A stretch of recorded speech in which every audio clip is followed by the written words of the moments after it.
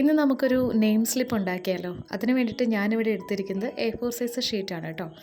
അപ്പോൾ ഈ ഷീറ്റ് എടുത്തിട്ട് ഈ വീഡിയോയിൽ കാണുന്നത് പോലെ ഒന്ന് അങ്ങോട്ടും ഇങ്ങോട്ടൊക്കെ ഒന്ന് മടക്കി കൊടുക്കുക.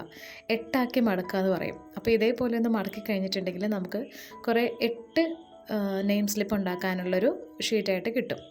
മടക്കിയതിന് ശേഷം ഞാനിതിലേക്ക് ആ ഓരോ മടക്കിലേക്കും വാഷി ടേപ്സ് ഒട്ടിച്ച് കൊടുക്കുന്നുണ്ട്. നിങ്ങളുടെ കയ്യിൽ ഇതില്ലാന്നുണ്ടെങ്കിൽ കുഴപ്പമില്ല, എന്തെങ്കിലും ഡിസൈൻസ് വരച്ച് കൊടുത്താലും മതി. എൻ്റെ കയ്യിൽ ഇതുള്ളതുകൊണ്ട് ഞാൻ ചെയ്തു എന്നേ ഉള്ളൂ.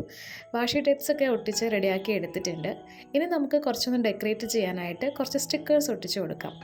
സ്റ്റിക്കേഴ്സ് ഇല്ലാത്തവർക്ക് എന്തെങ്കിലും ഇഷ്ടമുള്ള പടങ്ങൾ എന്തെങ്കിലും വരച്ച് കൊടുത്താലും മതി. സാധാരണ നമ്മുടെ നെയിം സ്ലിപ്പുകളിലേക്ക് കാണുന്ന പോലെ പടങ്ങൾ ഇങ്ങനെ ഓരോ സൈഡിലായിട്ട് വരച്ച് കൊടുക്കുക.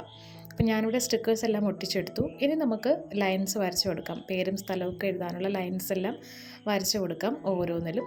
അതിനുശേഷം നമുക്ക് നെയിം, സ്റ്റാൻഡേർഡ്, റോൾ നമ്പർ അങ്ങനെയുള്ള കാര്യങ്ങളെല്ലാം ഒന്ന് എഴുതി കൊടുക്കാം. അപ്പോൾ അതും കൂടി എഴുതി കൊടുത്തിട്ടുണ്ടെങ്കിൽ നമ്മുടെ നെയിം സ്ലിപ്പ് റെഡി ആയിട്ടുണ്ട്. അപ്പോൾ അടിപൊളിയായിട്ട് നമ്മുടെ നെയിം സ്ലിപ്പ് കിട്ടിയിട്ടുണ്ട്.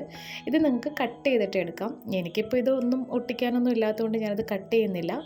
അപ്പോൾ അടിപൊളിയായിട്ടുള്ള ഒരു നെയിം സ്ലിപ്പ് നമുക്ക് കിട്ടിയില്ലേ. അപ്പോൾ നമുക്ക് വീട്ടിൽ തന്നെ ഇങ്ങനത്തെ നെയിം സ്ലിപ്പൊക്കെ ഉണ്ടാക്കിയെടുക്കാവുന്നതേ ഉള്ളൂ.